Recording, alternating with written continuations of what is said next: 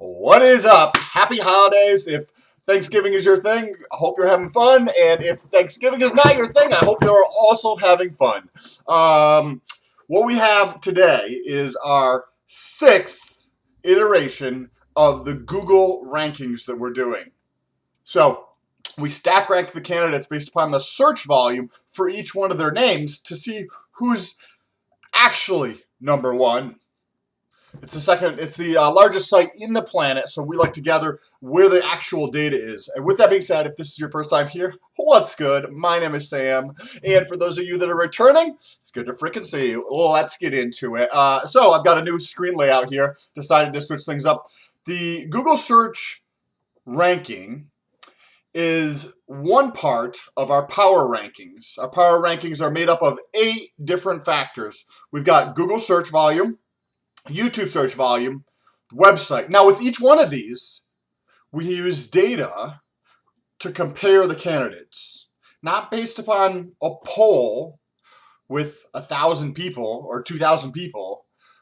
Like, if your boss is sitting behind you, watching you work, and you know that, versus if your boss is in the other room or on vacation, what is your behavior?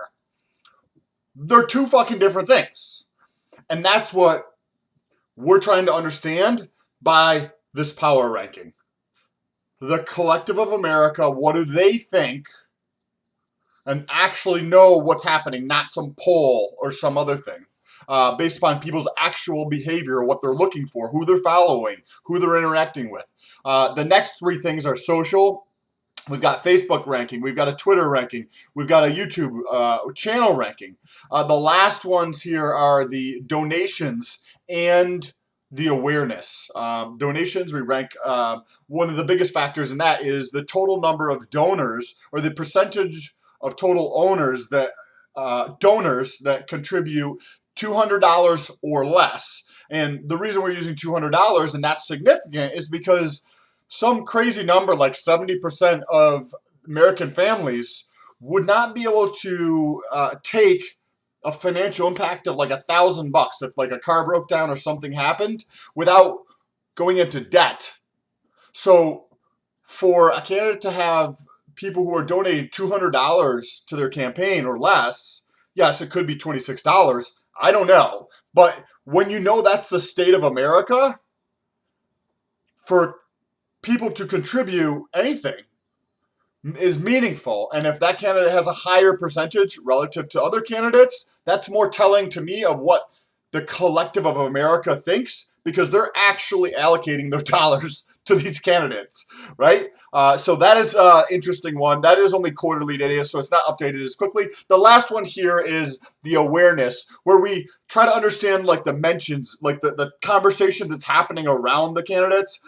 We use the Twitter hashtag usage over a certain period of time. So candidate's name, right, as a hashtag, search that on Twitter to see how many times it's done during a certain period of time. Each one of the candidates stack ranked to who had the most mentions, who had the least.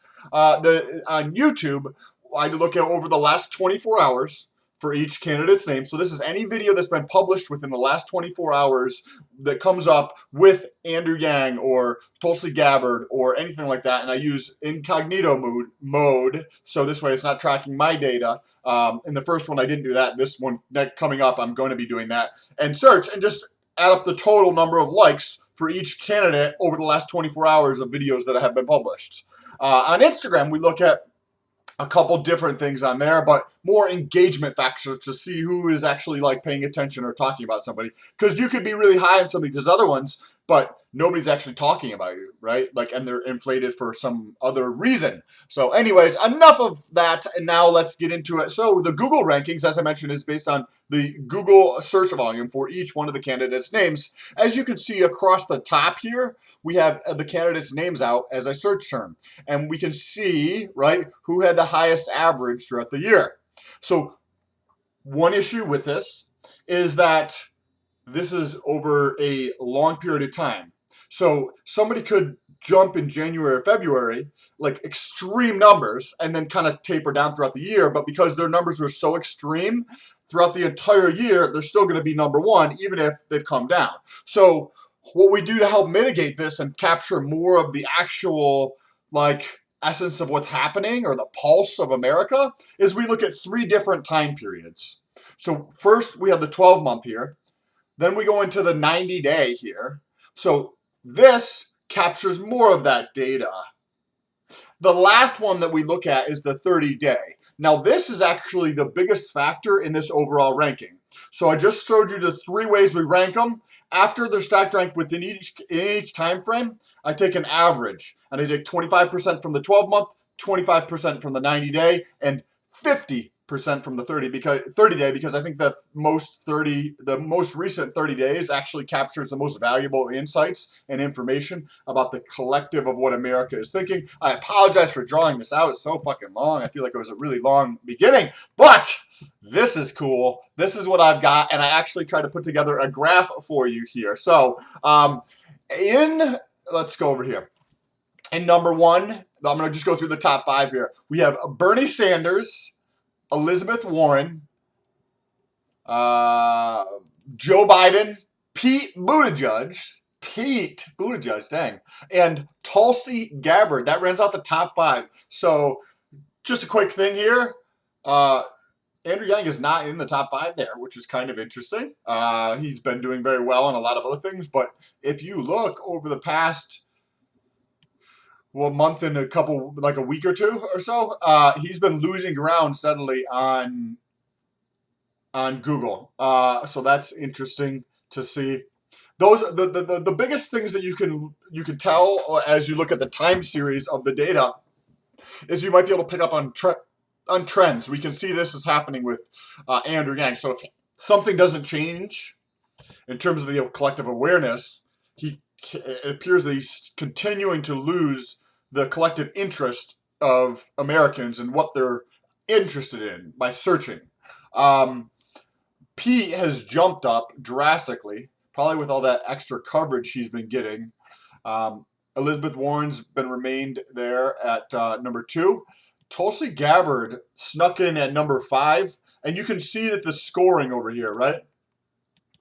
You can see how close these are. Kamala Harris is tied with Andrew Yang for 6th spot, and they were only half a point behind Tulsi in this. So and then Pete's only a little bit ahead of them. So you can see how close the 4 of those people are, right? Pete, Andrew Yang, Kamala Harris, and Tulsi Gabbard. You can see how close those people are. But when you look at like one step in, right? Because that was just at the scoring level on the macro view here for the Google ranking. But if we look at the 30-day, the 60-day, the 90-day, and the 365-day, we can see that Andrew Yang is kind of up and down. Tulsi is losing ground, so we would or maintaining. So you can't really necessarily tell, but you might say that like if something doesn't fucking happen with Kamala pretty soon, I would expect her to continue to move the other direction, based on just the insights that I'm learning throughout doing these videos, you know. Let's come down. Where is it? Tulsi looks like she might be gaining ground on Google. She was 6th at the annual one. Over the quarter, she got to 5th. She's still at 5th. So there's a gap here. Look at the top 5 here in the 30-day. First is Bernie. 2nd is Elizabeth Warren. 3rd is Pete. 4th is Joe Biden. And 5th is Tulsi Gabbard. So when we do this ranking in a month, we can do some Google conjecture about people's collective interest. So this is just obviously hypothetical based upon my opinion and the insights that I'm trying to learn. But I think it is definitely possible by the next time I do this ranking, whether it's a couple weeks or a month away, that what I've been seeing with Joe, that he's been losing ground, and what I've been seeing with Tulsi, I could potentially see those 2 shift, where Bernie goes to 5th, Tulsi goes to 4th. Pete, I'm not sure about the interest because his trend has just started in terms of the collective interest paying attention to him. Andrew, I'm not sure because I see him losing ground in a couple other ones. He's still doing really well in a lot, but there's like a couple areas where it seems to be creeping back a little bit. So I'm not sure. I think it's just something of novelty needs to happen, just like a spark to really start igniting some of it. Because on the social, I can see he's got a good presence, but some of these other macro ones, like the Google search volume, I think, and maybe one other something, or two other of the 8 factors that we talked about earlier, he wasn't as popular. So I think having some type of igniter, some type of like thing that sparks attention really like quickly would help ignite that very, very, very quickly for him, just based on like the insights that I'm, in my opinion, what I'm seeing here. Elizabeth Warren, I've seen her kind of like maintaining that strength. Just in this last week, as I was looking at more data, I potentially may have seen a softening, potentially, but I'm going to continue to do these videos for the next 8 factors to see how things have changed, and I will be happy to keep you guys posted as we move along. This little graph is just a cumulative ranking since we started adding Tom Steyer and Gabbard in here. But you can see the lower is better, right? So Bernie Sanders has been #1 the whole time. If you have something like small and then getting bigger, the yellow is the most recent time period. So the bigger the one, the worse they did. Do you know what I mean? So we could see that Joe Biden was in second, then he lost ground. It looks like he made up a little bit of ground, so you just come and see the same thing. That's how you would look at that chart. I haven't found a good portrayal of how to show and capture this data and present it in the most insightful way. That I'm working at it. Let me know what your thoughts are down below in the comments. And if you use #Stolt in your comment, what we do at the end of these videos is we just get into the comment section. This is in my Google Analytics, and I search for #Stolt so that I can find the comments and actually talk about them at the end of the video. So this first one is from Jeremiah Adams. What's good, Jeremiah? I appreciate you, brother. Happy Thanksgiving if that's your thing. Stolt, man, you should really try and find out how Trump beat Clinton in the previous election cycle. It might be worth it to know his trajectory to the White House. So 2 things on that. I think he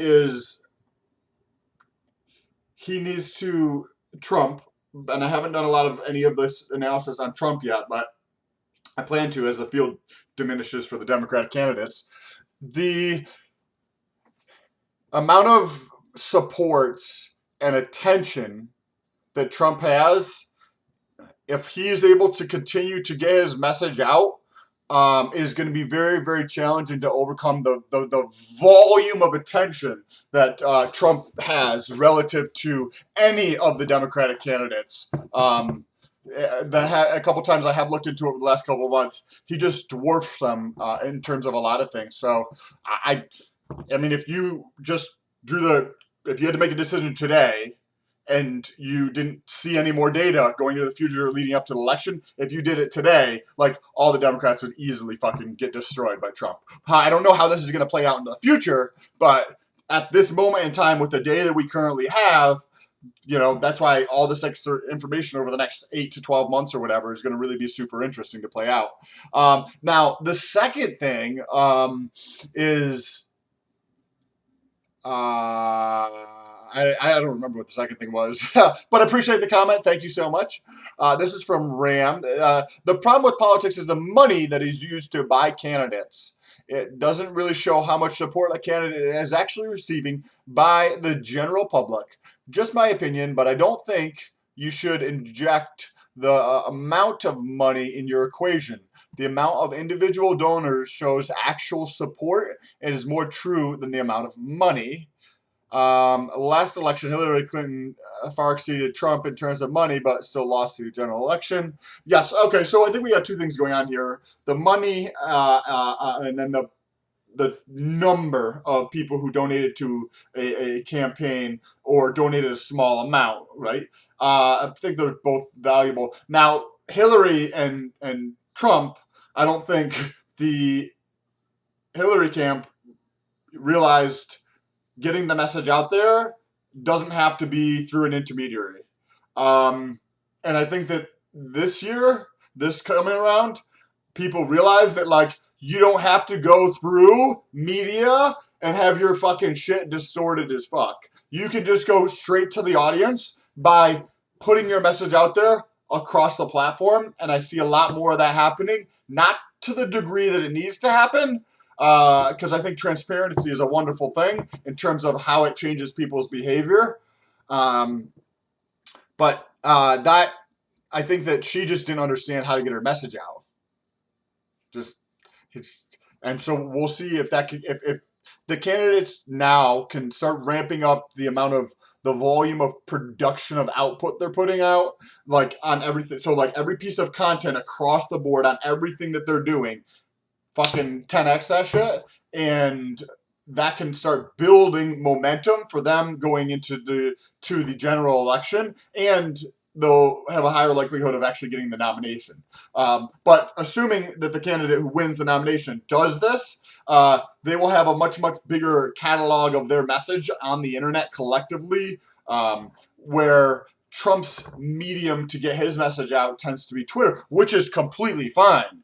But Twitter is one subset of the fucking internet. There's a shitload of attention there. However, there's a shitload of attention on other platforms too. So if you just neglect all these other platforms, I don't know. I'm under the belief that taking a much more holistic approach to getting your message out and actually winning. Like for me, right? If I was running, I would be on every single thing, every single day, as much as possible. Everything in life, I would be conversations documenting, and it would be putting it up. And because there's such a tremendous amount, an appetite for consumption today that it's absolutely insane, that the amount of people collectively on the internet ready to consume is staggering, and more people are putting out more content. However, I think that this is a goal. There's a golden period of time right now where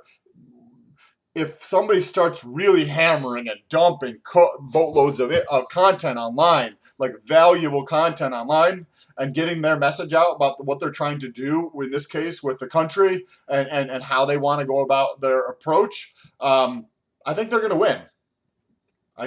We'll see how that plays out. We'll see if this is accurate in a year from now. But if you can win the internet, that's going to represent that those people tend to represent the highest proportion. That's going to represent the highest proportion of voters in the 2020 election. If you look at Pew Research, there's obviously some assumptions are on there, but the projected voter population for the ages of 18 to 53 in 2020 election, according to Pew Research, is like 63%.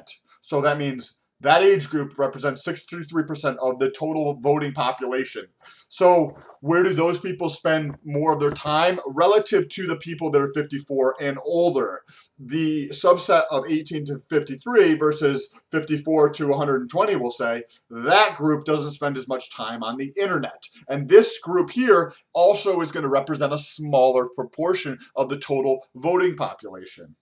So, I mean, yes, obviously we know there's overlap, right? There's a shitload of people that are 54 and older who spend way more time online than some people who are in their 30s. I get it. But winning the internet is the thing. If you can collectively get that message out, I personally believe you're going to greatly increase your odds of success. Anyways, I'd like to hear your comments down below in the comment section. We're going to move on to one more comment from Ian Ferguson. Just FYI, Twitter and YouTube are notorious for halting subscriber and viewer counts and the like. Facebook and Instagram also will certainly, Instagram almost certainly the same. Yang, Gabbard, and Sanders are all hated by MSM. It's kind of like BDSM, but it's called the mainstream media. So, I don't know. I've never looked into that, and I've never seen any actual data on it. But just because I haven't seen data on it, it doesn't mean it's not true, or it doesn't mean that it is true. I have personally just not looked into it to know if that's accurate, right? Based upon the data that I'm able to see, I haven't checked that or experienced it, so I don't know if it is accurate. We definitely see some establishment bias across the board with how the mainstream media tends to anybody who's not part of the establishment, they just leave those people out in a lot of the different ways that they do things, or kind of dismiss them mentally, which is a documented psychological bias that humans have. So I don't know if that is like the bigger proportion because of like the psychological bias, or if there's intentionality behind some of the decisions they're making. I think honestly, like we like to be like, oh, he's a fucking bad guy, but honestly, I think it's more of the establishment, right? Like think about the fucking new person that comes into the office, right? Like they're not part of the system, so people exclude them from fucking shit for quite a while until they really, really show that they're part of the team. It's the same fucking thing. It's exactly the same fucking thing. Anyways, I appreciate everybody. Don't forget to subscribe. Jump over to TikTok. By the way, TikTok is exploding. Absolutely fucking exploding. Almost 40,000 views on my content over the last 28 days. So jump over to TikTok and say what's good. Make a video. It should go such viral. I had a piece go to 71,000 views in like a 3 or 4 day period. Absolutely insane. So jump over there, say what's good, and let me know what your thoughts are down below in the comment section, and use that hashtag SOUL, and your comment can be on the next video.